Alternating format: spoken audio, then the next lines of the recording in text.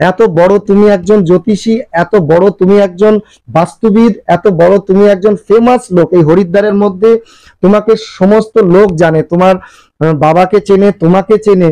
আজ যে তুমি এত বড় হয়েও যে তুমি নিজের বংশকে ছাড়োনি, আর এত মডার্ন হয়ে ইংলিশ মিডিয়ামে পড়াশুনো করে এত হায়ার এডুকেটেড তুমি, হ্যাঁ ডক্টরেট আইআইটি রুড়কি থেকে, এই যে তুমি একজন ব্যক্তি, তুমি যেই বংশ চ্যানেলটাকে ধরে রেখেছো, এটা তো সবথেকে বড় জিনিস। লোকেরা তো আজকাল কেউ কারোর খবরই রাখে না। কোনো বাড়িতে কেউ মৃত, শ্রাদ্ধ, বিয়ে বা যে কোনো শুভ অনুষ্ঠানের সময় ব্রাহ্মণরা বলে থাকে তো বংশপঞ্জি।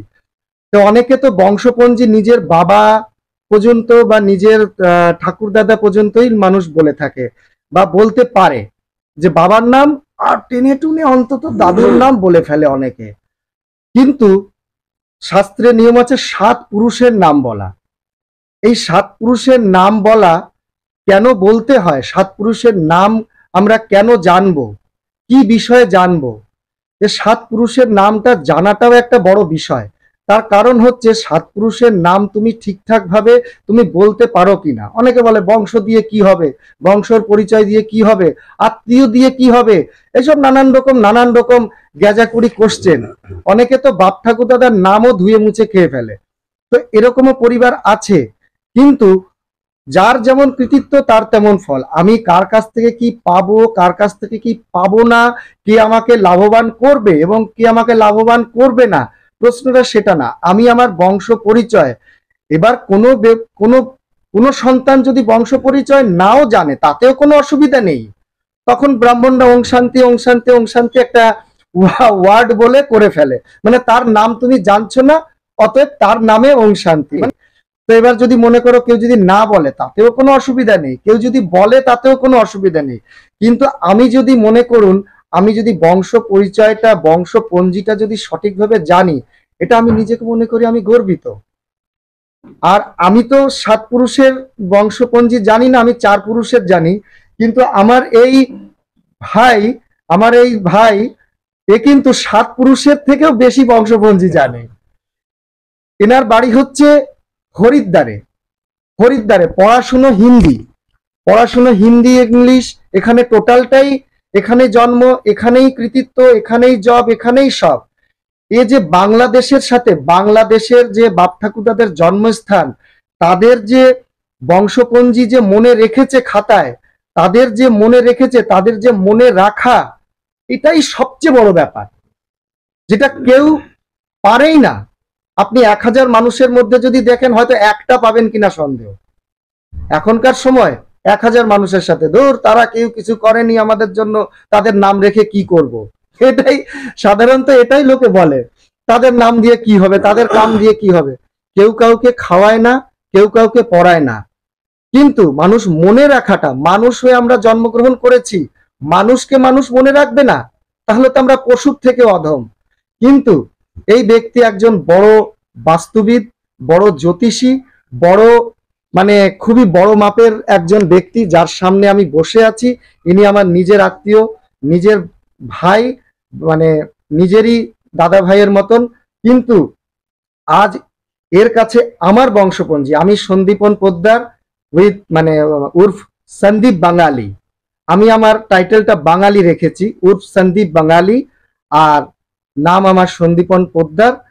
আর আমি আমার বংশপঞ্জি জানতে এসেছি আমার ভাইয়ের কাছে, যে আমাদের বংশপঞ্জি, আমার বাবার মুখে কিছু শুনেছি, কিন্তু আমার বাবার মায়ের যে দাদু জগবন্ধু বালা, ব্যাস সেইটুকু আমি শুনেছি মুখে, তারপরের টুকুন আমি আর জানি না। আর তারও আরো 4 পুরুষ জানে। তাহলে ভেবে 4 পুরুষ, আপনারা কি জানেন? যদি আপনারা কেউ বংশপঞ্জি আপনারা জেনে থাকেন, আমাকে লিখে কমেন্টস করে অবশ্যই জানাবেন। কে 7 পুরুষের উপরেও বংশপঞ্জি জানে? 7 পুরুষ বংশপঞ্জি জানা এটা কোনো বড় ব্যাপার নয়, এটা কিন্তু মামুলি জিনিস নয়, এটা কিন্তু বিশাল জিনিস, মনেতে ধরে রাখার একটা ব্যাপার, সবাইকে মনে রেখে। আচ্ছা, কিভাবে তুমি জেনেছো যে 7 পুরুষের বংশ, মানে কিভাবে, মানে তোমার বাবাই? আমাদের কি বাঙালি, তারপরে বাংলাদেশের থেকে আমরা যে আসছি, এই ঘটনাগুলো তো আমার ঠাকুরমা, আমার বাবা সবসময় বলে। আর মনে একটা বিরাট ব্যথা থাকে যে কত বড় বাড়ি ঘর, এত লোকজন, সব মায়া মোহ ফেলে দিয়ে রাইটের সময় যখন চলে আসে, শুধু পেটে খিদা, চোখে জল, এই অবস্থায় হাতে। আর তো খুবই করুণ পিছনে অবস্থা। পিছনে ছেড়ে আসছে, নৌকায় বসে। হুম, তখন মাস্টার মশাই বাবুকে বলে দেয় যে তোরা ভালো থাকিস, এই গুরু মন্ত্রটা দিলাম, এইটা রাখিস, কাজে আসবে। এই নিয়ে যদি কেউ বলে দেয় যে যা আশীর্বাদ, আর নৌকা চলে গেল, সবাই দূরে চলে যাচ্ছে, কেমন ব্যথা লাগে। সেই ব্যথাটাতে কি কোনোদিন যাবে? যাবে না। তো আমরা তো সেই বংশের লোক, আমাদের তো গোড়ার পরিচয় রাখতেই হবে, আমরা তো তাদেরই অংশ। আমাদের অংশ যারা যারা আমাদের সৃষ্টি করেছে, তারা যদি দুঃখ ব্যথা বেদনা নিয়ে থাকে মনের ভিতরে, আমরা যদি সেইটা মিটাতে না পারি, কমসে কম জানার চেষ্টা তো করা উচিত। যদি আমরা জানি, ওদের মনটা অনেকটা হালকা হয়। আর তারপরে জানার পরে সেই জিনিসটাকে যদি আমরা গুরুত্ব দেই, সেই জিনিসটাকে আমরা রেসপেক্ট করি, সেই জিনিসটাকে নিয়ে আমরাও যদি ইমোশনালি কানেক্ট হই, তাহলে দেখা যাচ্ছে ওদের মনে কতটা শান্তি পাবে। চিন্তা করে দেখো, কেন ওরা তো বাড়ি ছাড়া, আমরা তো বাড়ির ভিতরে, কেননা এরা মা বাবা আমাদের। হুম, কিন্তু যারা মা বাবা ছেড়ে আসছে, হুম। তাদের কি দুঃখটা। এখন আমরা এদের সন্তান হয়ে সেই ঘটনাগুলো যখন চর্চা করি, তখন পুরা পরিবারের মনে হয় যে আমরা সেই আদি বাড়িতে চলে গেছি। এই যে আদি বাড়িতে ফিরে যাওয়ার একটা ব্যাপার, সেই ব্যাপারটা আমরা সবসময় মনে রাখি। কারণ কি, এটা একটা ইমোশনাল টাচ। আর আমাদের মনুষ্যত্ব এখানেই। যদি আমরা নিজের লোককে নিজেই যদি হারিয়ে দেই, একটা তাহলে গাছ পাতা, সেগুলো ডালপালা গোড়া সব যদি ভুলে যায়, তাহলে গাছের তো মৃত্যু হয়ে যাবে। তো আমরা চাই যে এই গাছটা যেন পৃথিবীতে সদা থাকে, আর সবাইকে যেন ছায়া দেয়। তার কারণে বংশ পরিচয় আমরা মনের ভিতরে ধরে রাখি, যাতে আমাদের ডিএনএটা যেন নষ্ট না হয়ে যায়। ডিএনএর যে ঐতিহ্যটা, সেটাই। গর্বটা, হ্যাঁ, যার নাম নিয়ে হাজারো হাজারো লোক তার নামেই কাজ করে যেত, সেই হ্যাঁ। লোকটা কে, এটা তো জানার দরকার। এই সন্দীপন আমার ভাই, এনার যে ঠাকুরমা, আমরা ভালোবেসে বলতাম কালো বুড়ি। কালো বুড়ি তো আমরা বলবো না, আমরা তো ঠাকুরমা বলি। আমার বাবা জানতো কালো বুড়ি, আমার ঠাকুরমা জানে, আমার অরিজিনাল ঠাকুরমা বলে কালো বুড়ি। হুম, তো উনি হচ্ছে বাংলায় জগবন্ধু বলার মেয়ে। হুম, জগবন্ধু বলা বাংলার আমাদের বালা বংশের বিরাট ফেমাস ফিগার একজন। হ্যাঁ। ওনার নামে মানে ছাগলে আর কি বলে, বাঘে ছাগলে বাঘে একসাথে, ছাগলে একসাথে জল খায় সেই লোক। সেরকম। অ্যাকচুয়ালি বাঘে ছাগলে জল খাওয়ার মানে হচ্ছে, এটা তো পশুর ব্যাপারে বলা হচ্ছে না। না, এর মানে বাঘে হচ্ছে ছাগল যে মানে সবাই একসাথে দুনিয়ার থাকে, সব লোক এক দাপটে চলে এক আসে। দাপটে চলে, মানে তার অর্ডার। হ্যাঁ, হিন্দু কি মুসলমান কি, হ্যাঁ, তারপরে সবাই একসাথেই গরিব থাকে। কি ধনী কি, উনি যেটা বলবো সেটাই হবে। তো এটা হচ্ছে কি, যে যত ন্যায়িক কাজ করা সব ওনার হাতে, জমি না ওনার হাতে, পুরা বাংলার বিল্ডিং তৈরি করা, সে বড় স্ট্রাকচার বানাতে হবে, হুম, আরো কোথায় শান শকাত করতে হবে, হুম, সব ওনার হাতে ছিল। হুম। তো এত বেশি ওনার পাওয়ার, জগবন্ধু বলার নাম নিয়ে নমস্কার করে বাড়ির থেকে বেরোতো লোকেরা। ও নো। এরকম। সেটা। হ্যাঁ, তো ওনার নাম নিয়ে নমস্কার করে বেরাতো। আর গণেশের একটা ফটো ছিল আমাদের বাড়িতে, মূর্তি হ্যাঁ, দেওয়ালের উপরে ছিল, বাড়ির ভিতরে আচ্ছা, গণেশজির নাম নিত, আর এনার নাম, আর আগে নাম নিত গোপাল চন্দ্র বালা। আচ্ছা, এনারও সিনিয়র ছিল, যে আচ্ছা, আচ্ছা। গোপাল বালার নাম নিয়ে মাথায় হাত দিয়ে দুর্গা দুর্গা করে বাড়ির থেকে বেরোতো। কারণ আমাদের তো 100 বছর ধরে দুর্গা পূজা হয়েছে বাড়িতে। তো জগবন্ধু বালা, ওনার বাবা গোপাল চন্দ্র বালা, তো একটা পুরা চলে আসছে না, বিরাট ব্যাপার চেন, একটা। চেন। জেন। হ্যাঁ, তো সেই জগবন্ধু বালার বংশ, মানে বালা বংশর ওইখানে 5 জন মেয়ে হয়। হ্যাঁ। তো ওইখানে ছেলেরা তো স্টপ হয়ে গেল। তো জগবন্ধু বালার যে ব্রাঞ্চ, ব্রাঞ্চ। উনি হচ্ছে এনার ঠাকুরমার ব্রাঞ্চ। তো আমি এই ঠাকুরমার ওইখান থেকে ওনার যে ছেলে, সে হুম। হচ্ছে সোমেশ পোদ্দার, আমার কাকু। হ্যাঁ, ওনার ছেলে সন্দীপন পোদ্দার, আমার ভাই। ইনি হচ্ছে সেই ব্লগার যে এই জিনিসটাকে তুলতে চাচ্ছে। অ্যাকচুয়ালি আমি আমার বংশ পরিচয় কেন দিতে যাচ্ছি, বা এই ভিডিওতে কেন দেখাতে চাচ্ছি, হয়তো আমার বংশপঞ্জি কেন আপনারা টাইম নিয়ে দেখবেন, বা কি বিষয় দেখবেন, এটা আমি কেন আমি কি বিশাল বিশাল কিছু ফেমাস আমি নই, কিন্তু আমি ব্যাপারটা কেন দেখাচ্ছি, তার কারণ হচ্ছে প্রতিটি মানুষেরই বংশ পরিচয় জানা উচিত। যার বংশ পরিচয় নেই, যে অনাথ ব্যক্তি বা যার ব্যাপার, সেটা আলাদা প্রশ্ন, আমি তাকে একদম ছোট করছি না, কোনো ব্যক্তিকে আমি ছোট করার মানুষই নই। যার নেই নেই, কিন্তু যার আছে, তার মা বাবা আত্মীয় স্বজন, তারা এইগুলো শিখাক, জানাক। আজ তুমি এত বড় হয়েছো, এত বড় ব্রিলিয়েন্ট, এত বড় তুমি একজন জ্যোতিষী, এত বড় তুমি একজন বাস্তুবিদ, এত বড় তুমি একজন ফেমাস লোক এই হরিদ্বারের মধ্যে। তোমাকে সমস্ত লোক জানে, তোমার বাবাকে চেনে, তোমাকে চেনে। আজ যে তুমি এত বড় হয়েও যে তুমি নিজের বংশকে ছাড়োনি, আর এত মডার্ন হয়ে ইংলিশ মিডিয়ামে পড়াশুনো করে এত হায়ার এডুকেটেড তুমি, ডক্টরেট আইআইটি রুড়কি থেকে, হ্যাঁ ডক্টরেট আইআইটি রুড়কির থেকে, এই যে তুমি একজন ব্যক্তি, তুমি যেই বংশ চ্যানেলটাকে ধরে রেখেছো, এটা তো সবথেকে বড় জিনিস।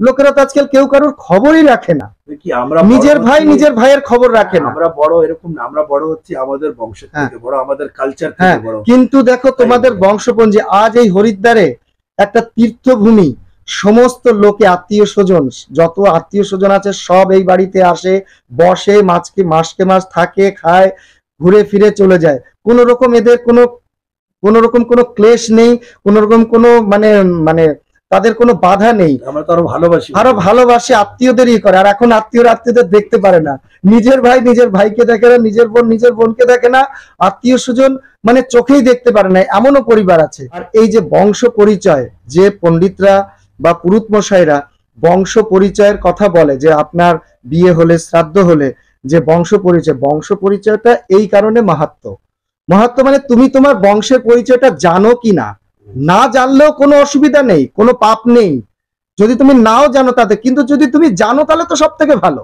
আর একটা জিনিস আমি অ্যাড করতে যাচ্ছি, হ্যাঁ, যে ভারতবর্ষে বংশ পরিচয় জানার জন্য দেখা যাচ্ছে আমাদের বাপ দাদারা যখন তীর্থ করতে আসতো আগের কালে, হ্যাঁ, তখন বাড়ির থেকে বলে আসতো ফেরত আসবো কিনা জানি না।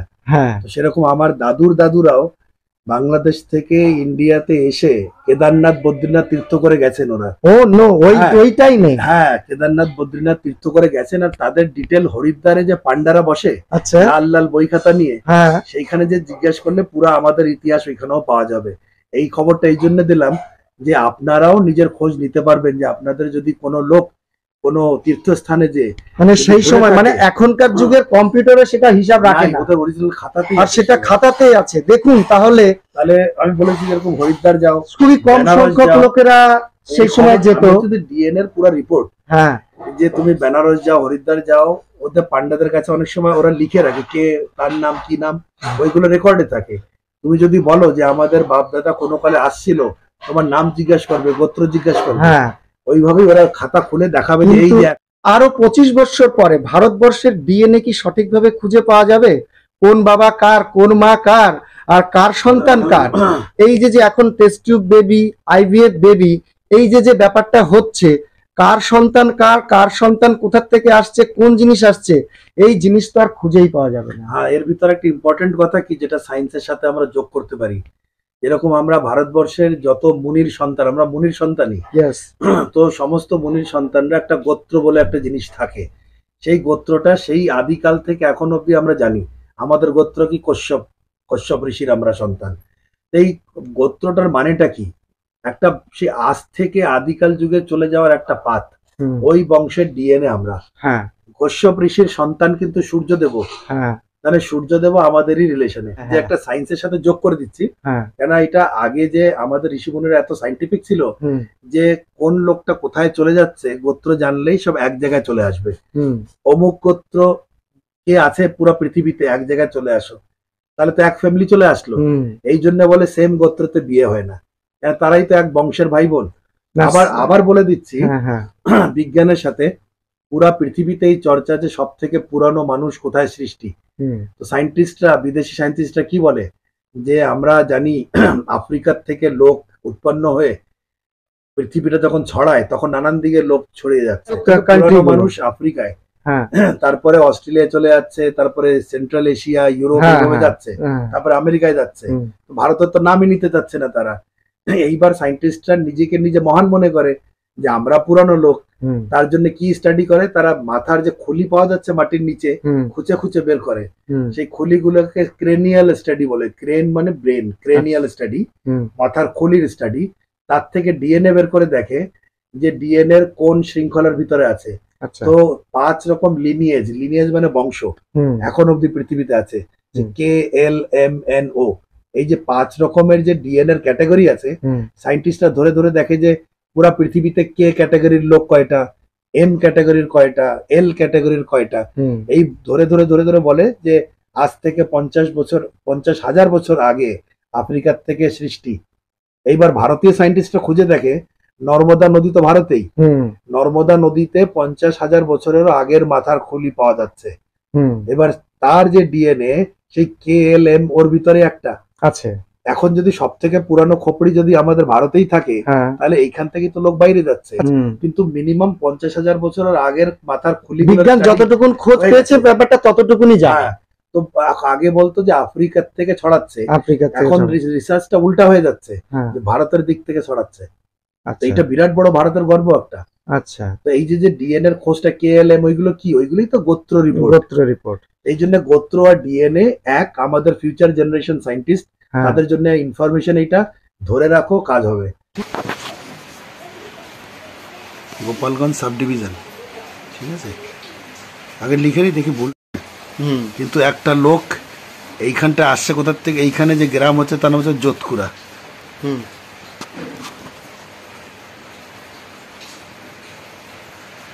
যোধপুরা হচ্ছে গ্রাম। এইখানে একটা লোক আসছে পদ্মবিলার থেকে, পদ্মবিলা আমাদের বংশের, যেটা আমি জানি এখানে পদ্মবিলা একটা গ্রাম ছিল এখান থেকে দূরে, সেখান থেকে একজন লোক আসছে, সেই লোকটা যোধপুরাতে আসছে, আর সেইখান থেকে আমাদের বংশ সৃষ্টি। ঠাকুরমা বলতো যে এইখান থেকে যে ছিল সে বসু ছিল, কোনো বসু।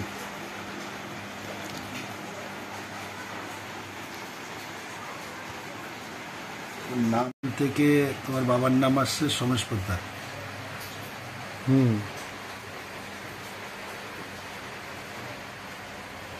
জগবন্ধু বালার থেকে। হ্যাঁ, জগবন্ধু বালা, তার 5 মেয়ে। হুম। সেই 5 মেয়ে, 1 মেয়ে হচ্ছে সেই কালাবুড়ি, ওনার যে স্বামী সে তোমার দাদু দীনবন্ধু। দীনবন্ধু কাব্যতীর্থ। আচ্ছা আচ্ছা। ঠাকুরমা প্লাস এই দীনবন্ধু না এখানে, হুম। এই দীনবন্ধু, ওইখান থেকে সোমেশ পোদ্দার, ওইখান থেকে তার সন্দীপন পোদ্দার, ইউটিউবার আমি, আমার সৃষ্টি। এই যে এখন এইখান থেকে তোমার স্টার লাগালাম যে কে ইউটিউবের ব্লগার, কে খবরটা নিচ্ছে, এই সেই সন্দীপন। আচ্ছা আচ্ছা। এই সন্দীপন সেই লোক, ওনার বাবা সোমেশ পোদ্দার, ওনার ঠাকুরমা সেই কালাবুড়ি ঠাকুরমা, হুম। তিনি হচ্ছে বালা বংশের একজন মেয়ে। হ্যাঁ। বালা বংশের জগবন্ধু বালা, তার ওনার মেয়ে। দাপটে পুরো বংশ চলতো, হ্যাঁ। ওনার মেয়ে। আচ্ছা। সেইখান থেকে তোমাদের গোড়া বালা বংশের ভিতরে ঢুকে যাচ্ছে। আর সেই বালা বংশের আর এক ব্রাঞ্চের আমি বসে আছি নিচে, এসে গোপাল বালা। পুরুষের আমি তো জানি 7 পুরুষের। হ্যাঁ। পঞ্চানন বালা আমি তো জানি যে 7 পুরুষ হয়ে গেল আমাদের। তোমার থেকে যেটা বাস্তব থেকে আমার উপরে গেল 7 পুরুষ জানি, হরাধন, পঞ্চানন, গোপাল বালা, এইভাবে এই যে বালা, খগেন্দ্রনাথ বালা, দেবাশিস বালা, আমি, এই 7 পুরুষ এখানে হয়ে গেল। 7 পুরুষ হয়ে গেছে। এইটা আমি ঠিক করে ব্রাঞ্চ বানাচ্ছি। হ্যাঁ। গোপাল বালার যে 2 দিকে 200, জগবন্ধু বালা আর একজন ছিল, তার আবার 3-4 জন বাচ্চা, তার এক এক ব্রাঞ্চে, যেরকম চিত্ত শান্তি বন্টি, নাম শুনছো তো? হ্যাঁ, বন্টে মামা। হ্যাঁ, হরবিলাস, আচ্ছা। মনোহর হরবিলাস, এই আমার দাদুর ভাই ওরা। আচ্ছা আচ্ছা। খগেন্দ্রনাথ বালার সাথে সাথে হচ্ছে চিত্ত দাদু, শুনছে তো? চিত্ত দাদুরও বাবা, ওনার কথা বলছি। হ্যাঁ, কি হয়েছে? পঞ্চানন জগবন্ধু, পঞ্চাননের গ্রুপে ছেলেরা ছিল, এই গ্রুপে শুধু মেয়েরা ছিল। এই বংশটা এখানে স্টপ হয়ে যাচ্ছে, এটা অন্য বংশ ঢুকে যাচ্ছে এবার। এটা মেয়েদের তরফ থেকে ছিল, 5টা মেয়ে ছিল, এই জন্য বংশ এখানে স্টপ লেগে গেল। তো এবার গোপাল বালা, পঞ্চানন, হারা, এই যে গোপাল বালা, তারপরে কানাইলাল, এই দিক থেকে বেড়ে যাচ্ছে। আচ্ছা, ওটা আবার ছেলেদের থেকে বেড়ে যাচ্ছে, এই দিক থেকে ছেলেরা ছিল বলে বেড়ে যাচ্ছে। যেহেতু বাবার মাতুল বংশের হিসাব হচ্ছে, সেই জন্য জগবন্ধু বালার থেকে হিসাবটা আসছে, তাই তো? হ্যাঁ, 5 কন্যা, জগবন্ধু বালার থেকে তোমরা বালা বংশে এন্ট্রি করে যাচ্ছ। এই ডিএনএ কোথা থেকে মিক্স হচ্ছে। হ্যাঁ, এই যে তোমাদের ফ্যামিলি কালাবুড়ির থ্রুতে, কালাবুড়ির বাবা হচ্ছে জগবন্ধু বালা, কুসুমকলি। হ্যাঁ, কালাবুড়ি বলতে ডাক নাম, কিন্তু ভালো নাম হচ্ছে কুসুমকলি। এই যে কুসুমকলি, উনি, ওনার যে বাবা জগবন্ধু বালা খুব ফেমাস। হ্যাঁ, দুনিয়ার যত প্রপার্টি ছিল উনিই বানাতো, ওনার দাপটে চলতো। বাংলাদেশে ঢুকলে এই জগবন্ধু বালার নামে কেউ নৌকা পয়সা নেবে না, খুব পয়সাওয়ালা, ফেমাস পয়সাওয়ালা ফ্যামিলি, ফেমাস ওয়ালা। তারপরে যত কোর্ট কাচারি ইনি হ্যান্ডেল করতো। এই জমি আমি নেবই বললেই ওই জমি এরা হতোই লাস্ট। আচ্ছা, যা কিছু আছে, হাজার হাজার বিঘা কিনে রাখছে, এইদিকে ওইদিকে সবকিছু কিনে টিনে রাজত্ব পুরো এনার এস্টাবলিশ করা ভালো করে। তো এনার নামে সব যা কেউ ছিল পুরো বংশের সবাই, ভাইরা, বোনরা, সবাই এনার নামে একমত থাকতো। ইনি যদি বলতো হবে, সবাই হবে। তো কেউ জানতো না যে কোন বাচ্চা কার, এইসবই কেউ জানতো না। এত ডিটেলই ছিল যে মেয়েদের এখন কে ছাড়তে যাবে। তো এই যতগুলো ছেলেরা ছিল সবাই নৌকা করে মেয়েদের শ্বশুর বাড়ি রেখে আসতে যে তা না নেওয়া, মানে বাড়ি এক ছিল তো, হ্যাঁ কোনো প্রবলেম ছিল শুনেছি না। অনেক নৌকা ছিল, অনেক অনেক 14টা ডিঙি ছিল হ্যাঁ, বড়, যেগুলো বিজনেস। আর অনেক হাজার হাজার বিঘার উপরে সম্পত্তি ছিল, হ্যাঁ জমিদার। জমিদার ছিল। ইংরেজরা বাড়িতে আসতো।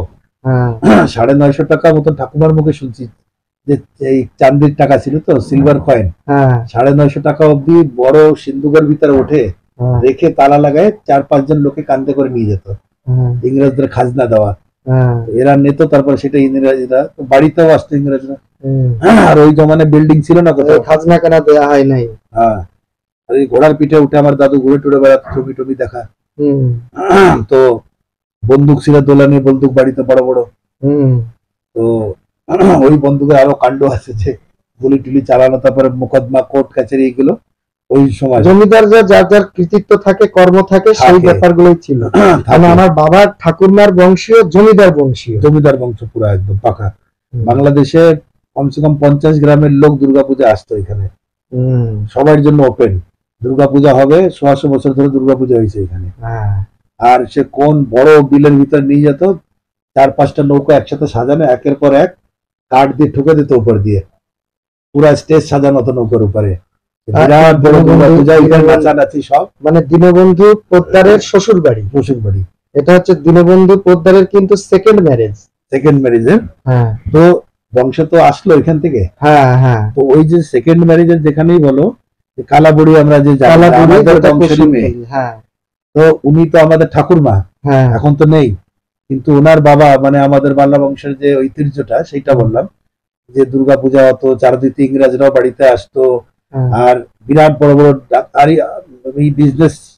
তার সাথে এটাও বলি যে কলকাতায় কালার প্রিন্টস নামের ওদের শেয়ারও ছিল। হুম, এই শেয়ার মার্কেটিংও করতো এরা, আমি জানতাম না, উৎপল কাকুর বাড়িতে দেখে আসছি, আচ্ছা কাগজ রাখা আছে এখনো। Share market. শেয়ার মার্কেটিং এর পেপার খুলে দেখালো, আচ্ছা দেখলাম কলকাতা কালার প্রিন্টস এই নামে শেয়ার ছিল, এই আজ থেকে 60-70 বছর আগে। আচ্ছা তো ওই এত মানে শেয়ার মার্কেটিংও জানতো এরা। তো আমরা তো এখন নিজেরা শেয়ার মার্কেটে ঢুকি না, সে কত অ্যাডভান্স ছিল চিন্তা করে দেখো। হ্যাঁ ওই জমানে শেয়ার মার্কেট কে জানতো, গ্রামের লোক। কিন্তু গ্রাম হিসাবে পুরা অ্যাডভান্স, কেন পুরা বিল্ডিং বানানো ওদের, পুরা মানে জমিদার বিল্ডিং যেগুলো, সেই বিল্ডিং ছিল। হুম আর 45 বিঘা নিয়ে বাড়ির টোটাল সীমানা ছিল। চারদিকে পুকুর থাকবে, ফুটবল গ্রাউন্ড থাকবে, তারপরে কাচারি ঘরটার ওসব তো আছেই, হুম, তারপর পূজার মণ্ডপ, পূজার ঘর, পূজার এরিয়া, ওইগুলো পুরাই আলাদা ছিল। সব জয়েন্টলি ফ্যামিলি। সব জয়েন্টেই থাকতো, আলাদা টালাদা কেউ ছিল না। তো পুরা একটা মেজাজই আলাদা ছিল। তারপরে তো বাংলাদেশের রাইট টাইট হওয়ার পরে 1964-এ আমার দাদু, আমার বাবা, আর আমাদের পরিবারে যারা যারা ছিল সবাইকে নিয়ে বাংলাদেশ থেকে ইন্ডিয়াতে চলে আসলো। তারপরে থেকে রিফিউজি হয়ে সিধা চলে গেল কোথায়, রায়পুর, ছত্তিশগড়। হুম এখন ছত্তিশগড় যেখানে বস্তার জেলা, এই বস্তার জেলা মানে রায়পুর এরিয়াতে গভর্নমেন্ট জমি দিল যে এইখানে থাকো, খাও, টেন্টের ভিতরে। হুম জমিও দেয় না। তখন বললো যে যে চাকরি করবে তাদের পড়াবো, যে বিজনেস করবে তাদের আমি ল্যান্ড দেবো। দাদু বাবা ওদের এই ছিল যে আমরা চাকরি বাকরি করবো, অ্যাডভান্স পড়াশোনার দিকে ছিল। হুম, তো ওই রায়পুর থেকে সব ট্রেনিং ফ্রেনিং নিয়ে তারপরে গোয়ালিয়রে চাকরি লাগে। তোমার গোয়ালিয়রের থেকে হরিদ্বারে চাকরি লাগে। এই হরিদ্বারের এই যে আমাদের 1977 থেকে এখন অব্দি হরিদ্বারে, হুম, তো মানে দেখো 46 বছরের উপরে হরিদ্বারে আমরা আছি। আছে। তো বাবার স্ট্রাগলটা দেখো, 10 ক্লাস পাস করতে করতেই বাড়ি ছেড়ে, বিরাট বড় হাভেলি ছেড়ে যারা বেড়ায়, হাতে কিছু নেই, ফাঁকা। ফাঁকা, কোন রকম একটা জামা কাপড় নিয়ে ওই দিক থেকে আসা। সে রাজার ছেলে ভিখারির হালে যদি বেড়ায় তো কিরকম কষ্ট লাগে। সেটাই। সে খাবার পাচ্ছে না, কিচ্ছু না, বেনাপোল পেট্রোপোল ওইসব পার্টার করে তারপরে গভর্নমেন্ট পাঠাচ্ছে, যাও ট্রেনে করে যাও। ওই ছত্তিশগড়ে নিয়ে গেল শুকনা এরিয়াতে, খুবই কষ্টসাধ্য। হ্যাঁ কেউ ছিল না, পাথর পাথর চারিদিকে। ছত্তিশগড় তো মধ্যপ্রদেশে, হ্যাঁ গরম, পাথর, আদিবাসীর এরিয়া। ওইখানে টেন্ট লাগালো কর্নেল নন্দী। কর্নেল নন্দী ছিল ওইখানে ফেমাস, ওই টেন্টে, রায়পুরের। ওই টেন্টের ভিতরে থেকে থেকে অল্প পয়সার ভিতরে মোটা চাল খেয়ে আর পরিবার চলে না, তখন নানান রকম কাজ টাজ করে তার ভিতরেও পড়াশোনা কি করে করবে না করবে অনেক কষ্ট করে ট্রেনিং করতে করতে করতে করতে আইটিআই ফাইটিআই করে তারপরে ঢুকে গেল গোয়ালিয়রে চাকরি পেয়ে গেছিল 68 হুম, 68 থেকে গোয়ালিয়র আপ টু 77 গোয়ালিয়রে চাকরি বাকরি করে টরে হরিদ্বারে যখন চান্স পায় তখন মনে হচ্ছে যে ভগবান নিজের কাছে নিয়ে আসছে যে এইবার ঠান্ডা হয়ে থাকো, ততক্ষণ লাইফে স্ট্রাগল। সেই কষ্ট সহ্য করে আমাদের মানুষ করে ভাত কাপড় বাড়ি দিয়ে মানুষ করে আমাদের বড় করলো, এখন আমরা শান্তিতে এখানে আছি, এটা সব বাবারই যোগদান। বাবা কাকা এদের কি করে বলা যাবে, বংশের পরিচয় আমরাই যদি না রাখি তাহলে কে রাখবে? সেটাই। তো এটা রাখার খুবই দরকার। আমরা তো বাচ্চাদেরও বলি, সুযোগ পেলে এইগুলো বলি, আর আমি তো এটা আরো ডিটেল ভাবে ডিসক্রিপশন দেবো